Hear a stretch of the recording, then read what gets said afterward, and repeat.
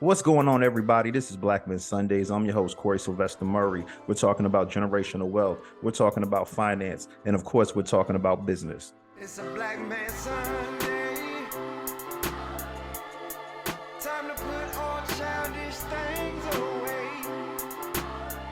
I refuse to be the man I was yesterday. Gotta put my best foot forward and elevate. And before we introduce today's guest, my man Eric from Huntsville, Alabama, who do you have for our Black Men Sunday spotlight? Hey, thanks a lot, Corey. Today we're going to talk about someone who we should know if we don't already know of, and this guy's name is Pele, the great soccer star. And the interesting about a little tidbit about him. Did you know when, like you say, Pele was one of the greatest that have graced the field?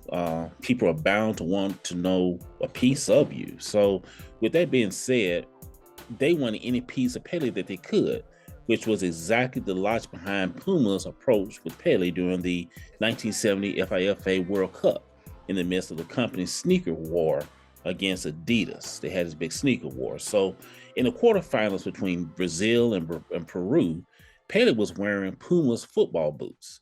And in the opening of the match, he intentionally requested that the referee stop the clock so that they could stop and tie them up, knowing full well that all eyes were watching him. Now, as expected, the cameras pulled focus on Pele, and as he unlaced his straps on his Puma boots, thereby creating what is arguably the world's first viral promotion. Quite a nifty publicity boost for the sneaker brand, though this didn't exactly come cheap. So I just want to give a shout out to Pele. May he rest in peace. That's my spotlight for today. And now back to you. Yeah, I was gonna say, man, welcome back to Eric. We missed you the last couple of weeks. Brothers were saying, man, I heard the show. Y'all ain't had no spotlight. I was like, listen, if it ain't coming from Hunts Vegas, it ain't happening. So, hey, Eric, we missed you and glad you back, bro. Yeah, thanks a lot. Appreciate it. Yes, sir. Now let's go on and introduce today's guest. We have Anthony Simmons. If you go back 2 episodes ago, financial tech helping veterans with wealth, when we had Denzel and Brandon on the show. If y'all heard that episode, Brandon said his frat brother convinced him to join his organization because this brother is in the banking, has a banking background. So these brothers merged their businesses. So I said, oh, we got to get this brother on the show. So we have Anthony Simmons. Anthony Simmons, welcome to Black Men Sundays, brother. How you doing? I am wonderful. Thank you so much for having me. Definitely, man. And as I alluded to in the beginning, you're Brandon McLean's frat brother. Let me just run down this brother's resume real quick, because we had Brandon and Denzel on from the Nemiro Global Foundation. All right. This brother's the president and CEO of the Nemiro International Corporation, Nemiro SRL in the Dominican Republic. This brother's also set up in the Commonwealth of Dominica, RPAAS Corporation. This brother's the one with the banking and financial background. You know how brothers say, yeah, man, I want to be the CEO. I got the offshore accounts. I got the connects. This dude really has that. He's got offshore banking relationships. This brother does merchant processing, mobile app solutions, and this brother's affiliated with international banking programs. This brother also has a background with political organizations. I'm talking about the President Bill Clinton administration, state representatives, governors, and senators. So let's go on and get this thing started, man, because you also had contractual relationships with Coca-Cola Enterprise, Pepsi Bottling Group, and Detroit Public Schools. So I just want to make people understand the level that we have on this show today, man. So Anthony Simmons, let's go on and get started. You convinced Brandon to join your organization. You had a movement of money in the minority community. So let's just talk about that. Talk about that conversation you and Brandon had and how you convinced him, because I'm pretty much convinced with your resume. Well, let me start a little bit back on my background. As you mentioned, I was in politics for 25 plus years with the Clinton administration, and then I went over to the state of Michigan. I've always been in the legislative, administrative side of the government. I was an appointee for several administrations, and then I went to, like I said, to the state of Michigan. And then in 2008, I was asked by the president of the Dominican Republic to come and help him with public-private partnerships. And the reason that kind of happened and changed my mind is because when I was in government, my side hustle was doing businesses that were considered underserved markets. When you talk about my backgrounds with Coca-Cola, people don't realize, and it always say your net worth is worth your net work. And so my contacts have always been phenomenal. I knew Coca-Cola, Pepsi, and these guys, and I was a third-party vendor for them, where I was setting up vending machines all over the United States and getting paid, and they were doing all the work. And people didn't realize that. And so I just kind of parlayed those relationships into other business opportunities.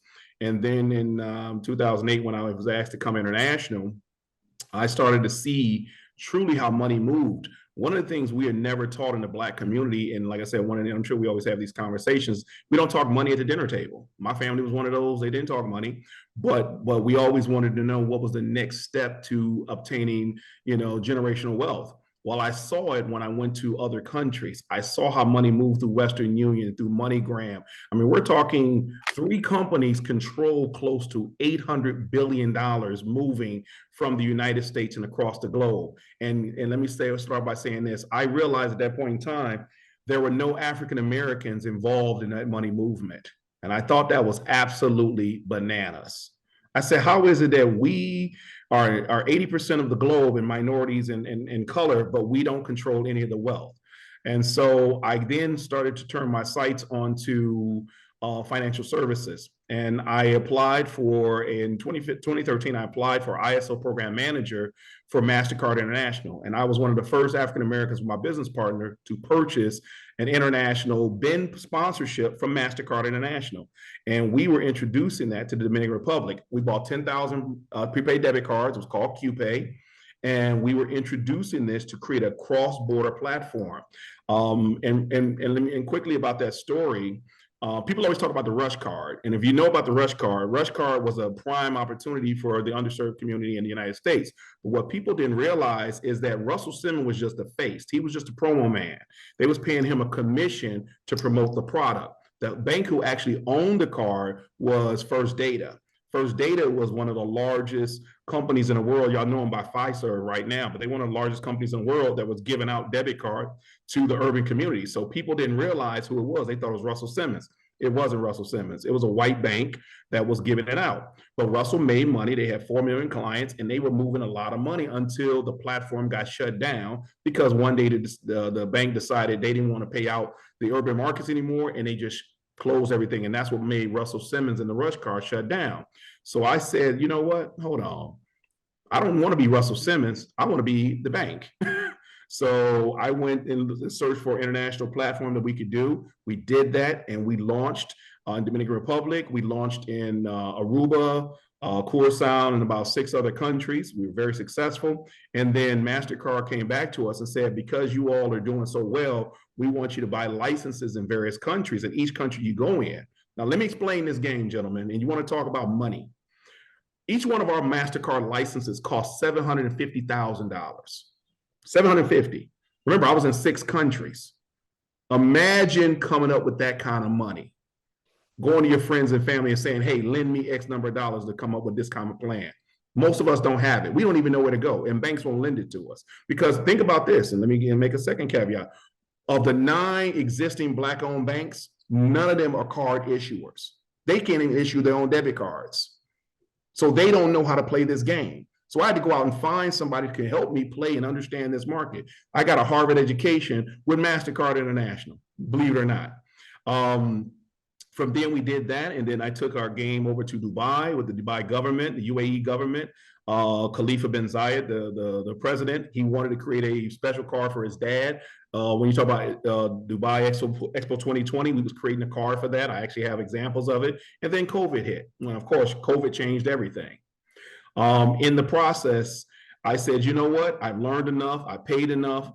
Cards only was going to have another 5-year shelf life. So what I said was, you know what? I can replicate the whole MasterCard, Visa, American Express rail for underserved communities, but do it all through mobile apps. That's the way of the world. If you know, Cash App and Zelle has been around since 2006, 2007. Some have been about 10 years, but what people don't realize is that they are tied to the United States. They cannot move outside of the US. So they cannot, you got Cash App and Zelle, you can't move money from Florida to Jamaica. So it doesn't work because they can't onboard clients. So I said, you know what? That's an opportunity for us. And that's how Nemiro came about. I came up with the concept of recreating what I already knew in the next steps in the next generation of mobile banking technology. And I created Nemiro International Corporation, which now has a functioning mobile banking app to serve communities that can be served now through cross-border remittance and peer-to-peer solutions. And that's what we've done. And that's what I convinced Brandon of, because he had asked me, he said, man, how come you don't talk about this? I said, brother, believe it or not, you can't talk about money with everybody. It just doesn't work. And a lot of us don't understand, how money functions, because in the Black community, we may move money from Georgia to Alabama or New York to California. But when you're talking to, migrants or other people that are from other countries, that's a different conversation when you're talking about moving money from Orlando to Botswana. That's a serious solution. And that's the market we wanted to be in, because I learned through the Haitian community, Dominican population, and through those in Nigeria and Kenya and Sudan, there was a lot of money being moved, and none of us were playing that game. They didn't look like me or you. And so I wanted to get in that, and that's what we're now doing. Definitely. And when we're talking about fintech or financial technology, a lot of that is definitely through e-commerce. So for the brothers out here that are listening and that are saying, listen, I have an idea for an app. Can you just give some tips for as far as from the app building perspective? And then we'll get back into the banking. The key is you can build an app. It's not about building the app alone. It's also about protecting your idea. One thing I teach brothers all the time, you can't process or you can't patent an idea, but you can patent a process. And that's very critical. And so when you hear the white boys in Silicon Valley talking about, do you own your IP? What that means is, do you own your intellectual property? That means, have I created something that's so unique that I can patent it? And that's what the value of our company is all about. We talk about, it's not about just having an app to show, the hottest party or the latest trend of clothes or whatnot, or the latest beauty supply line. It's about, do you own the process that comes with that, the entire vertical? And that's what I like to talk about, because if you're not the bank, if you're not the processor, if you're not the issuer, if you're not the provider, or on all levels of certain things, you still are just a salesman. You make a couple dollars, you're still working, but you're working for somebody else. The key is to create those verticals so they all intertwine, and then that gives the overall result of a true successful model. Definitely. And when we're talking about those verticals, for the brothers that are listening that really want to dive in, what advice would you give them as far as for a brother that's just trying to get started? For brothers just trying to get started, I always tell people, do three things. And I was mentioning this early on. I tell people, first things first, incorporate your business. I teach brothers, it's not just enough to incorporate in your state, because some states do not protect concepts or ideas. For fintech or financial services, there's 2 states you always want to incorporate in, 3 at the most. You want to incorporate in Delaware if you can afford it, because Delaware corporations are all publicly traded companies, are Delaware-based corporations. They're the first to be looked at for investment banking, and anybody who wants to actually acquire a company, Delaware Corp is number 1. Number 2, Wyoming, because now Wyoming corporations are very big and protected in technology services. They've actually created legislation that protect those companies, and you do not have to pay taxes as long as you never open up or operate in the state of Wyoming.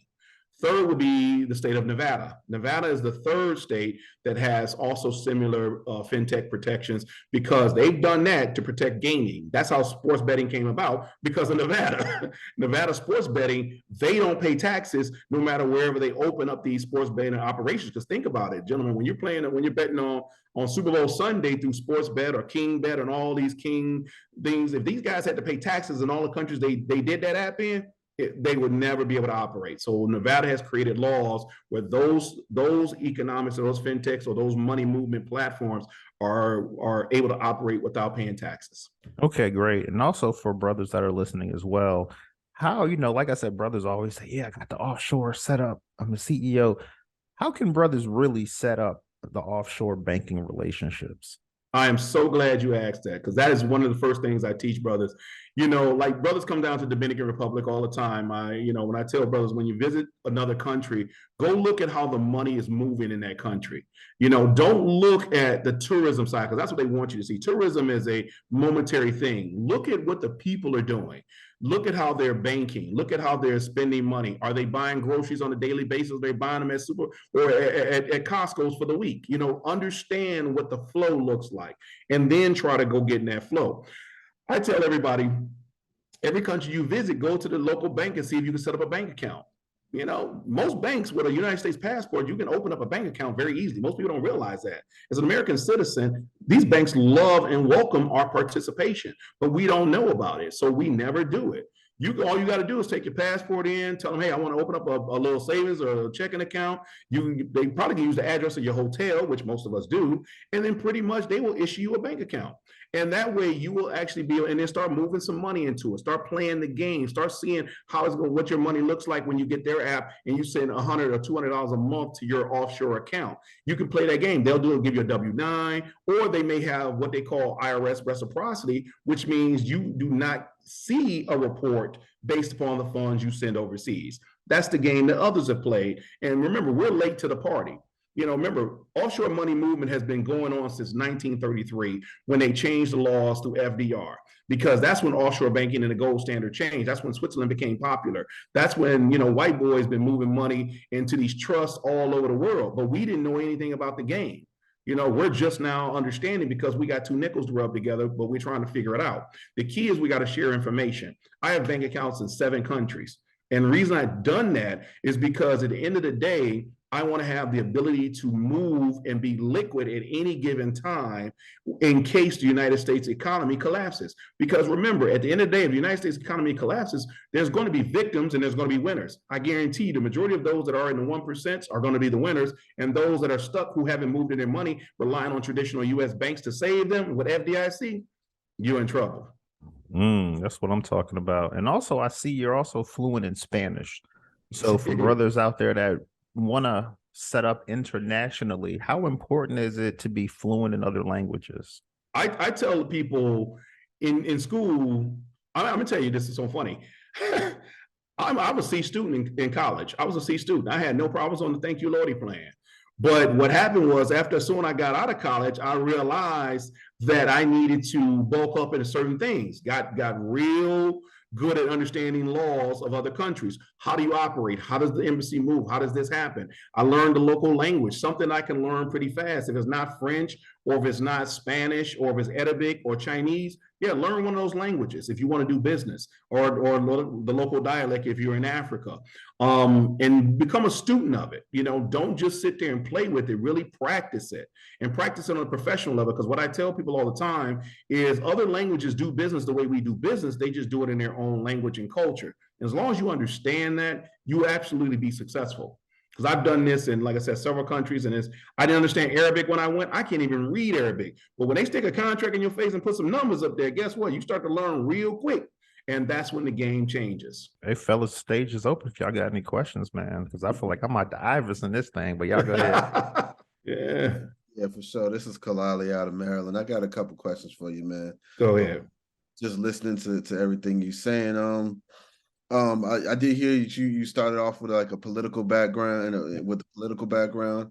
Do you think or how do you think politics impact the ability of minorities to generate wealth? You know, I love that question. Believe it or not, I was one of those people that, you know, as a young kid, didn't understand politics at all. My grandfather, who was a migrant from Trinidad, he is actually was the first Black Parks and Rec director for the city of Detroit, Belle Isle Park. If anybody knows Belle Isle is the largest inland park in the United States. When Coleman Young became in office, my grandfather was one of the first Black men appointed. He ran the largest state in, you know, recreational park in the United States. I mean, bigger than Central Park, but nobody talked about it. And through that political enhancement, my family showed me that there was an opportunity. And so I got into, when I got into college, again, and when we talk about my fraternity, I'm a member of Phi Beta Sigma. It was a young brother by the name of Victor Green who actually said to me, Tony, I want you to come to a political meeting. I went to a political meeting. I got very cool with Senator Carl Levin, who is now deceased. He was on the, you know, he was one of the top senators for over 40 years. He sent me to the DNCC to get trained, and I became a political operative. And right after that, that's where my mind was opened up on what we were missing. I thought Black folks were really ingrained in politics. We really weren't, and I didn't understand that. So I became what they call a base vote director for a lot of states during the Clinton administration, both of his campaigns in 92 and 96. And people always ask me, so Tone, what's a base vote director? Well, guess what? That was the Democratic Party's way of calling us Black folk. They used the word base vote. And so I had to explain to people what my job was. And I was like, well, yeah, I'm the brother here to explain to my people what the Democratic Party does. And so through there, the network was extensive on how I learned to move. And I didn't realize, and I read a book by Tip O'Neill years ago that said, all business is political. And I did not understand that. I was like, all business political, until I read that man's book. And then I saw he was right. Politics and business are intertwined. And that's how I got into the lobbyist game. And I used to understand, I used to talk to lobbyists all the time. I would say, man, what do you guys do? They say, well, I'm here to lobby on behalf of our agenda or the special interests of my clients, and my clients pay me. I was like, really? And then one of my boys became a lobbyist. And after that, I was like, you know what? We have really got to get into this game. So I tell a lot of young politicos, Black young men right now in my fraternity and other organizations, I said, you know what? If you have an opportunity to go become a lobbyist, get a lobbying license, particularly in Florida. And what I tell a lot of young brothers in Florida, get a lobbying license. If you want to change anything or be a part of these administrations for effective change, become a lobbyist, learn how to play this game, and really be integral into what is going on. Because unless you're in many of those rooms, you're not going to know what's happening. That's what's up, man. Yeah, it's very interesting. I worked on a political action committee, years ago. Yep. When I was starting out for a corporation. It was astounding to me how much you learn and know about like how businesses and other groups influence what government legislation happens. And like, as you know, a lot of times as minorities, we don't know anything about it. We don't even understand how that game is played. Well, speaking of, and you talk about being on a political action committee, how many, and I tell people this, I have my little quiz, I said, was Obama a millionaire before he got in office or after? And people always like, no, he was rich before. And I tell them, no, he really wasn't. Obama got rich in office because what people didn't realize, the Federal Election Commission allowed him to raise all that money, but because he was timed out as president and he couldn't run any other race, guess what happened to all his war chests? They gave it to him because they don't realize there's certain laws set up through the FEC that allow people to, if you run for certain office, get access to your war chest. The other thing is to, as a lobbyist is one of the few individuals that can actually have a Rolodex of people that donate money to candidates. Remember, I was never wanted to be an elected official. I wanted to be a kingmaker. I'd rather be the guy behind the curtain because guess what? If I control a Rolodex of $5 million of donors, guess what? It's the best thing in the world. And I proved it one day because Governor Jennifer Granholm, when she was running for the state of Michigan, she ran out of money. And I made a phone call to my boy, John Stryker, who owned the Stryker Corporation. I said, John, I'm about to send the governor up here to go come meet with you. I want you to write her a $100,000 check. And she was like, really? He can do that? I said, when you're a lobbyist and you got these relationships, yeah, I was the man with the database. These are my boys. Now, and so when he got up there, he said, Tony, I liked her. I wrote her a check for $500,000. Done. Next thing I know, I'm getting a job with the governor because guess what? I'm the money man. That's pretty cool, man. That's real cool. And you probably either one of a handful of Black people that doing it, or maybe even the only one, because you're the only one I know about as a Black man that's doing that kind of work, or has done that kind of work, I should say. Yeah. So, what made you look internationally, like to really kick off your credit card business? Like you could have, started something domestic, but you went international. What was the appeal there? I'm glad you asked. Anything in business, you learn this. Would you rather be a goldfish in a shark tank or a shark in a goldfish bowl? And let me explain the difference. The difference is if I'm a young Black man trying to go up and compete against white boys out of Silicon Valley that have hundreds of millions and millions of dollars being thrown at them for the most ridiculous ideas, but because the color of their skin can get a paycheck and they can make the money and do whatever, imagine trying to go play that game. It doesn't really work. But internationally, when I have no competitors, an open market, and have the ability to make mistakes, but also target a market that is underserved, it's tremendous. Imagine I've talked to white VCs all the time when I was telling them about Nemiro. I say, yeah, I'm creating the first mobile banking app and of international cross-border usage. You know what they always say? Why do we need that? I said, well, you know why you need it? Because Haitians can't get money. Dominicans can't get money. Right now, Western Union and MoneyGram is getting all the work. RIA is getting all the paper. I said, I want to be in that game. And they said, well, what are you doing? What's your target? I said, you know what? I can target 500 million individuals outside the United States that's moving over $98 billion in transactions. That's a lot of money, gentlemen. Trust me, and I don't have to compete with anybody that looks like, typical United States Silicon Valley players. Was it a struggle to get this up and going? Absolutely. But the reward is going to be huge because I get to do three things. I get to serve the underserved community. 2, I can potentially become a hero. And 3, I make myself right for acquisition because I have a value that they haven't gone after this particular market. That is what's up, man. That is really what's up. So I guess just to kind of end us off, give me I don't know, maybe like 2 or 3 things, because you're really dropping a lot of gems about the flow of money. You know what I'm saying? Money, like give me about 2 or 3 things that you've observed in your experience that people just don't even understand about how money works or about money, period. The key is money is cyclical. That's what I tell people all the time. Money is going to be here one day, it's going to move the next day. The goal is to get into the flow of money.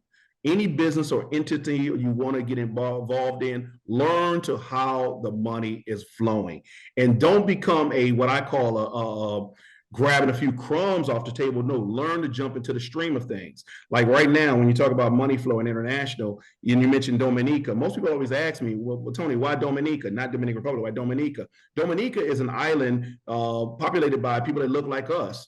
But Dominica has a 20-year moratorium, and they also have banking licenses. I was one of the first individuals with my business partner to go over there and apply for a banking license. You know how many Black men own banking licenses? Very few. Outside the United States, that number is almost 1 to 2. I know the guys off the top of my head. I mean, we're talking, and it's not very expensive. For the amount of money that the Black community creates as a collective, we actually have enough money to build our own vertical networks internationally and domestically. And it utterly amazes me that our Black-owned banks are struggling because what they don't realize is they need to extend themselves to get in services that they're not currently in. Case in point, it's amazing how Black-owned banks do not get into remittance services. How can you not serve the Ethiopian community, the Nigerian community, the community that's in Somalia? What makes you think there's only money in Chicago and New York and LA, but not cross-border? Africa right now is moving so much money, it's ridiculous. Africa right now got 17 other countries trying to vie for that dollar. And so right now, Africa alone is moving close to $128 billion annually in money movement. They've leapfrogged the technology we currently have. Everything they do is mobile, through Safaricom, through MTN, through Altis or Orange Network. I know because I'm dealing with these individuals, but they're still looking for connections and relationships to the United States. Because again, as we talked about early on, the US dollar is still powerful. It's still a status symbol. But a lot of us don't know how to play that status symbol. We worried about Nike and Gucci. No, I like, Jackson is still cool. Ben Franklin still roll with them boys. But just learn to get in the game so you know how to move them like everybody else move them. That's what you got to do. That's what's up, man. Definitely appreciate you coming on the show, man, and dropping these gems. Thank you so much. Awesome, man. That's all I got right now. Yeah, I'm just taking in because that's one of my favorite subjects is talking about is how to move money and how to make money and how, not necessarily how to move money, but how the process of money works. It's fascinating, all this information you pass along about how internationally things are going. So I'm just here just soaking it all in and just trying to learn everything what's going on. So I appreciate the knowledge. No, I appreciate you. And one of the things I would like to encourage and tell brothers to do, I tell people all the time, you see investment groups putting together investments for real estate. That's typically the number one business we get into in the Black community. We get into real estate. We want to flip houses, or we want to buy cars and flip cars. I get that. But what we don't do is invest in the next generation. I tell most of my investors or my partners, and this is the reason why I want to get into the bank, is I want to get into the venture capitalist game. I want to get into the VC game. And people always ask me, why venture capitalists? there's one thing to work and there's one thing to work with others as they produce. And so imagine if the four of us are on this phone call, we each had $25,000. That's $100,000. Do you realize we actually can invest in a young group of individuals that is out there and putting money behind them and putting our expertise and wisdom in those younger individuals that may be between the age ranges of 25 and 35 and say, guess what, young men and women, we're going to finance your business. But we're going to bring you our attorneys. We're going to bring you our accountants. We're going to bring you our marketing infrastructure and consulting. And we're going to make you a successful business. And when you become a successful business, we're going to own a piece of you until you are successful. And then we're going to take your company either public, get you additional funding, or we're going to take it to the point if your business has any failures, we're going to take your concept and then allow it to somebody else to utilize it at another point in time where they may have a better traction because you may not be as dedicated as we would like you to be. And the reason I tell people all the time and get into the VC game is because that's the only way we're going to build generational wealth in our community, by investing in those that want to get in the game. It's not enough that we can do it by ourselves. It's still going to take that community, but it's also going to take capital. And we got to learn not to be scared with the money that we have to invest in the next generation, because some great ideas have come about. But again, money's cyclical. And I'll end on this point. You know, everybody's excited that Jay-Z and Kanye and all these guys are billionaires, but guess what? If there's nobody behind them and there's no vertical that they're a part of, guess what? It doesn't matter, because white banks and white institutions are going to get that money back, and then there's nobody going to be behind them. Because guess what? That's just money placed with them today. But eventually, we're all going to go on to the higher room. There's going to be an opportunity where, guess what? Their wealth won't bounce around, because typically what find in our Black community is the second generation don't typically care what the first generation did to obtain that wealth. So that's going to be a problem. So Kanye kids or Jay-Z's daughters and them, guess what? They're going to blow up cars, bars, stars, and clothes. They're not going to worry about building establishments and infrastructure that's going to keep that money moving and growing. You know, it's funny you say that, because I was talking to a brother about a week ago that says, you know, you talk about generational wealth every week, and I'm the recipient of generational wealth, where my family basically they had beach houses, plenty of money. And they said no one cared about it. All they did was blow it. So when we're talking about the importance of generational wealth, I mean, you know, it's a process. It's a lifestyle. You know, you're investing, you're saving this money for the next generation. But the brother that I had on last week, he said he has businesses, and his kids have no interest in running the businesses. Exactly. So what advice would you give to brothers that say, listen, you know, generational wealth, in my eyes, in their eyes, they feel like it's just a financial advisor or accountant's gimmick to get some more money out of you? Let's hear it. I'm glad you said that. And this is where it comes to the branding relationship.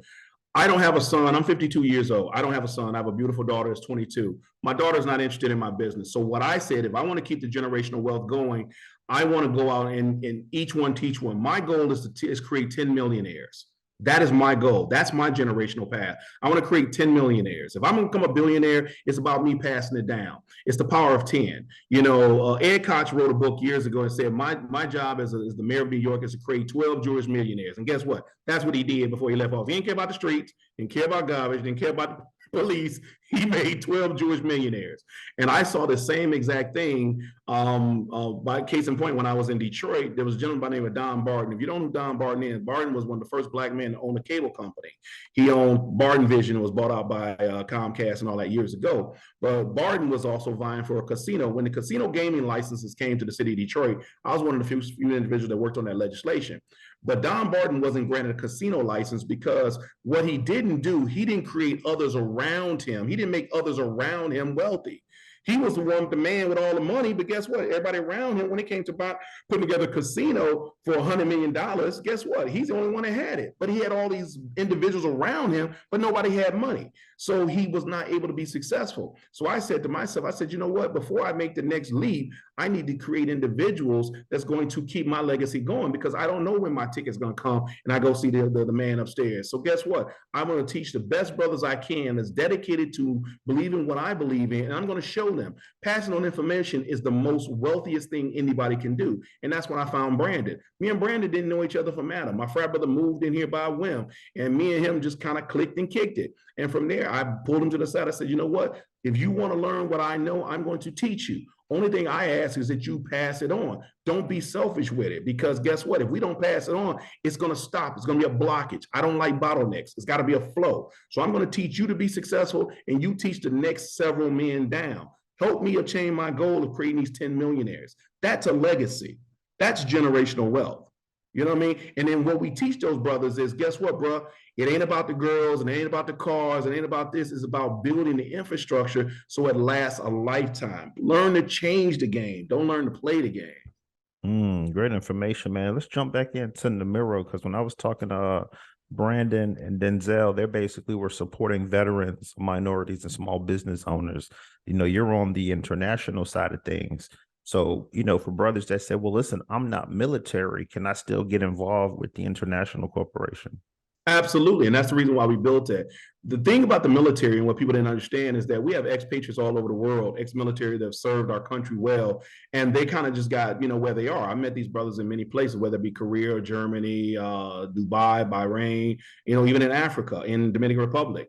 So I said I wanted to create something that made sense and give back, because what tends to happen is most veterans, like most ex-cons, are just, they do their time, and guess what? They don't really know what to do next. It's like when we flee the slaves in 1865, you free to go do what? If I've been holding a gun on the front line of Afghanistan, it's hard to turn that into how do I build a multi-million-dollar business. I mean, you can't take, gunslinging and shooting to how do you do business on today's global scale. So I said, what we need to do is provide services, infrastructure, and information to individuals that have the aptitude and the foresight to jump in this game. And there's a lot of us that are doing it. Like I said, don't knock any man for what he has done. Talk about what he can do tomorrow. And like I said, and you all can probably attest to this, some of the, I'm from the streets just like everybody else. Some of the best minds I've ever met in the world was the guys that was running trap houses. The problem is they had the right attitude, wrong product. They just didn't realize, own the vertical, get next to Escobar. Don't get next to the guy that was supplying you. Get on the plane, understand what's happening in the game. And that's all I mean by saying, let's offer these people an opportunity for a vertical that makes sense. If they may not can work for Nemiro, but maybe they can work for Nemiro Bank. If they can't work for Nemiro Bank, then maybe we have one of the affiliate relationships these gentlemen can be a part of, because they do have the wherewithal to be successful in somewhere in our network. Definitely. And speaking of networks, we're talking about the artificial intelligence of brothers telling me, I'm worried that my job may be replaced by artificial intelligence. You spoke about banking investments, you spoke about venture capitalism, but for the brothers that fear that AI may take over their job or their career, what other avenues that brothers can get into that, that way they don't have to worry so much about the AI, if you will? Well, it's so funny you said that is such a fallacy. That's United States preaching that, let me tell you, which is hilarious to me. Again, when you travel around the world, 80% of what is going on in the world ain't AI enabled. Trust me. Fishing, picking cotton, cornfields, bananas, coffee growing on trees off half of mountains. Ain't no computer going to do none of that. No.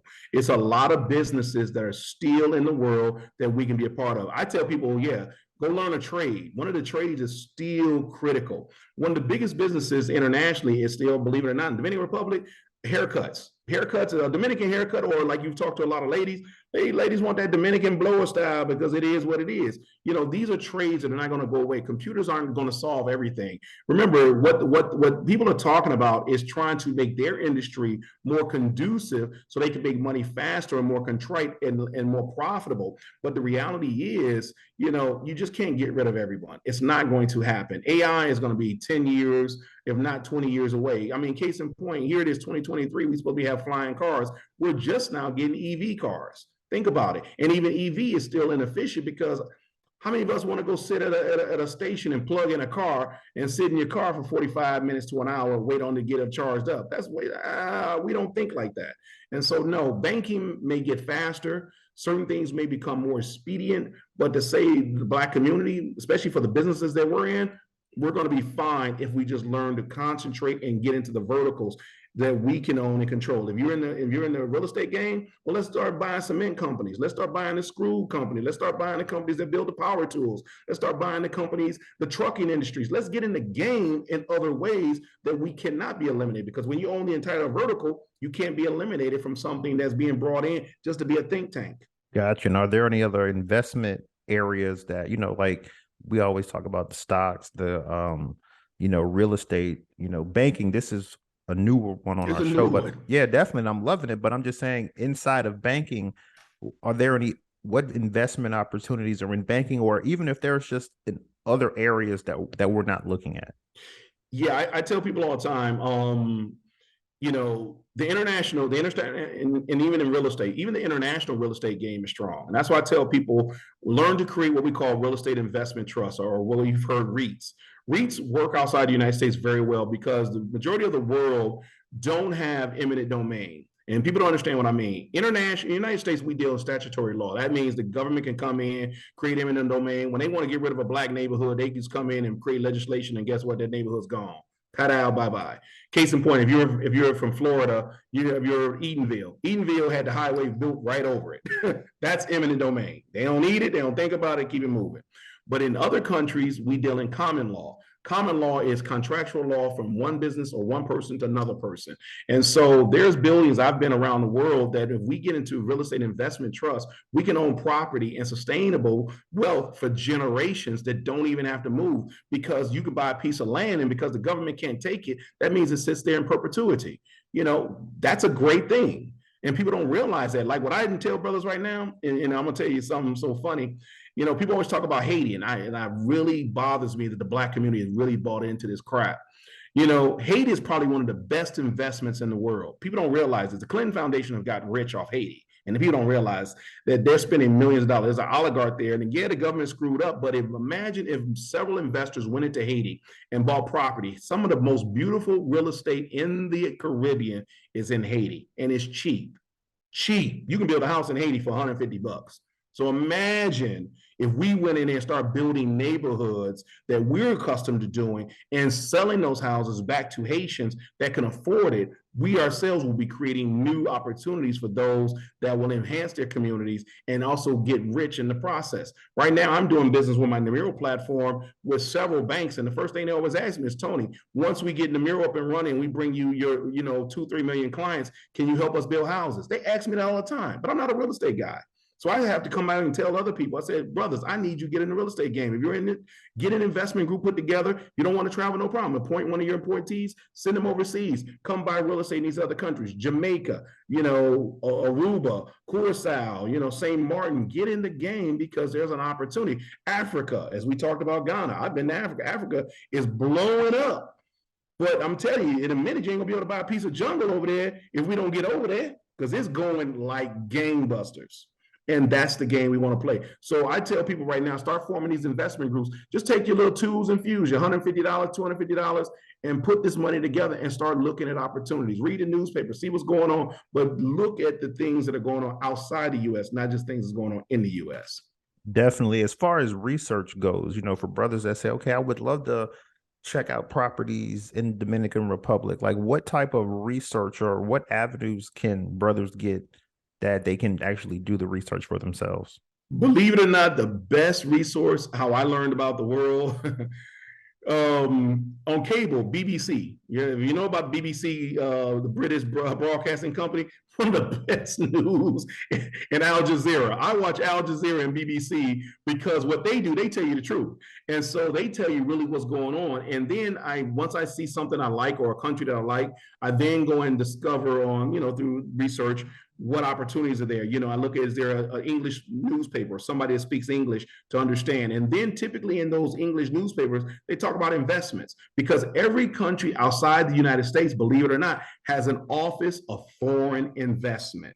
I tell brothers all the time, make that one of your stops on your trip. Go see what the Office of Foreign Investment have. Case in point, when I came to the Dominican Republic, they handed me a book about this big of all the investment opportunities that they would like to see. And I just started going through them. And I've done that through every country I've ever went to, and then just see the investments. And they'll tell you, it could be as small as building a road to putting together a new airport, or just buying a building for 3 or 4 houses to do some Airbnb. And this was before Airbnb got big. But yeah, that's what they're talking about. These countries want to have foreign investors come in and help them become better entities. And we get an opportunity to be protected financially and also build some wealth that we can bring back to our fans and family on this side of the ocean.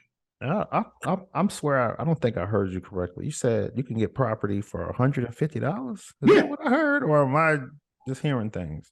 Huh? You can get a property for $150. Absolutely. Yeah, people, I don't know what people do talking about prices. Yeah, the average house in Haiti is only $150. You can build it because they build it block by block. You just buy your little piece of land and you build it block by block. You just buy a bunch of cinder blocks and just build the darn thing. And you don't have to pay taxes on it as long as you don't paint it, believe it or not. These are little tricks of the trade. Yeah, and you were talking about, the Office of Foreign Affairs. It's funny because I saw on your bio, you worked for the Office of Foreign Affairs for the President of the Dominican Republic. So, Correct. so my question for you is, my brother asked you with the political side, but going back, using your contract relationships with Coca-Cola, Pepsi, how does that aid in having those conversations? I'm glad you asked. This is the secret no one tells you.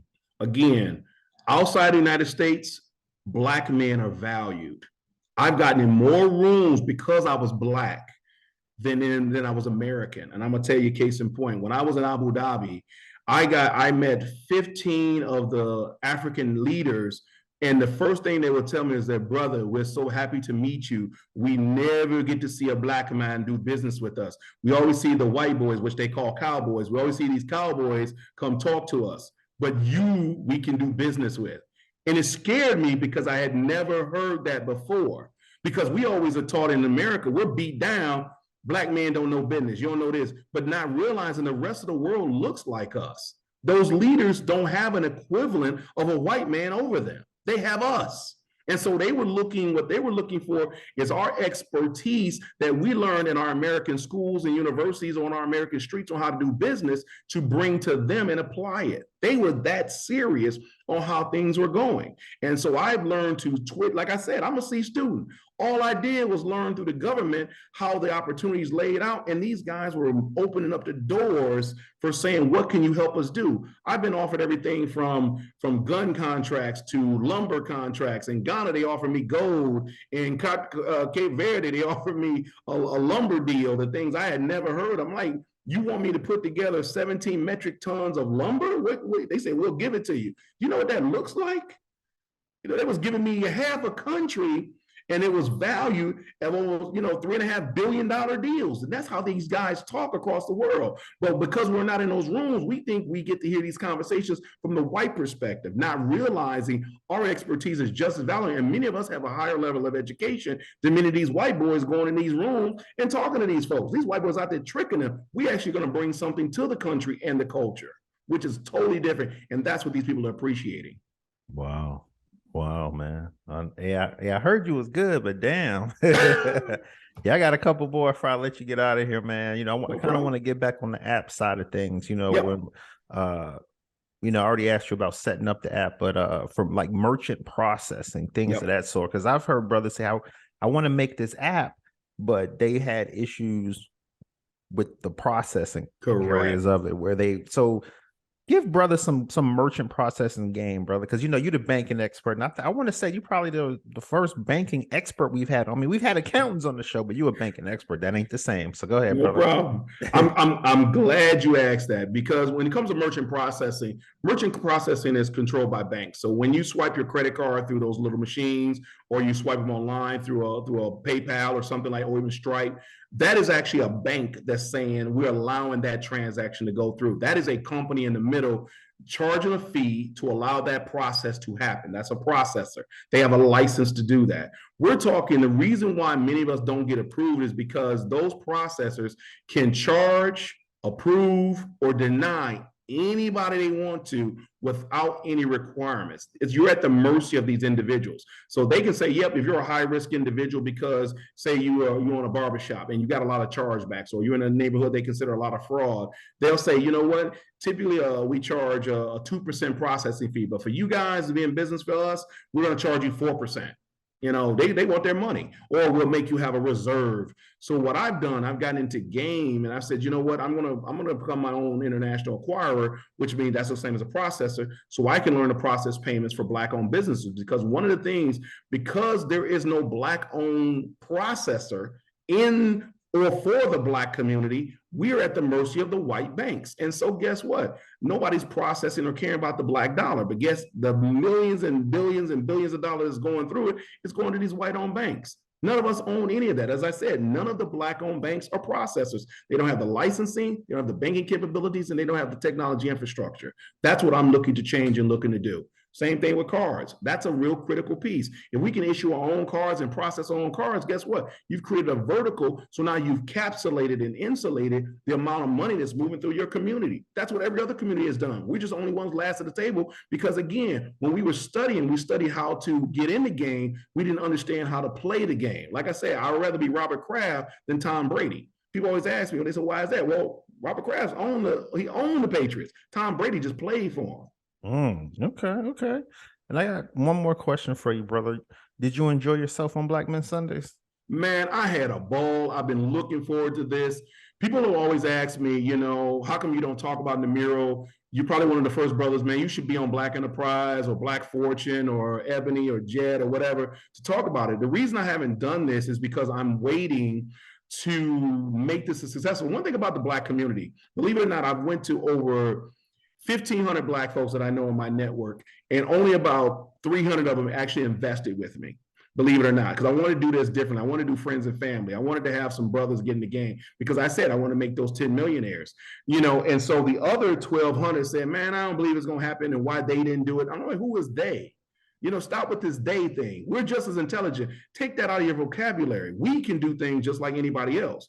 I said, you know what? And the reason I haven't gone and put it on wide affair yet is because one thing about Black people, we don't believe in something unless we see, touch, or feel it. You know what I mean? It's got to be done already, and then we believe it. And so I've had investors have actually said to me, Tony, man, I'm going to invest with you, man. Soon as up and going and ready to roll, man, I got you. But here's the thing, gentlemen, if you come on board when it's like that, it's too late. I don't need you then. Then I become, well, whoops, you missed the boat. And all too often we miss the boat. So like I said, this was an honor for me because it's probably one of the first interviews I've decided to do, to speak to people that look like me, because like I said, I feel this will be a valued conversation and not one is just thrown to the side because it's like, whoop, is somebody else doing another thing. No, I want to be able to drop some knowledge, and this is for prosperity's sake. Like you said, in the event that my Lord and Savior takes me away, man, this is recorded somewhere. So again, hopefully my legacy or the generational knowledge that I have can be passed on, and through perpetuity, it can be through you guys. And I just want to thank you for that. Definitely. And thanks for coming on the show, man. I appreciate all the wealth that you had. Brandon told me you were sharp, but I was like, okay, this brother came with it today. So I appreciate you for coming on Black Men Sundays. My man Kalali, he got a master's in public policy. I see him shaking his head, showing love too. So that's how I know the show's great. And thanks for coming on Black Men Sunday, Anthony Simmons. We appreciate you and enjoy your week, brother. Thank you so much, gentlemen. Y'all have a great time. It's a Black Man Sunday. Time to put on childish things.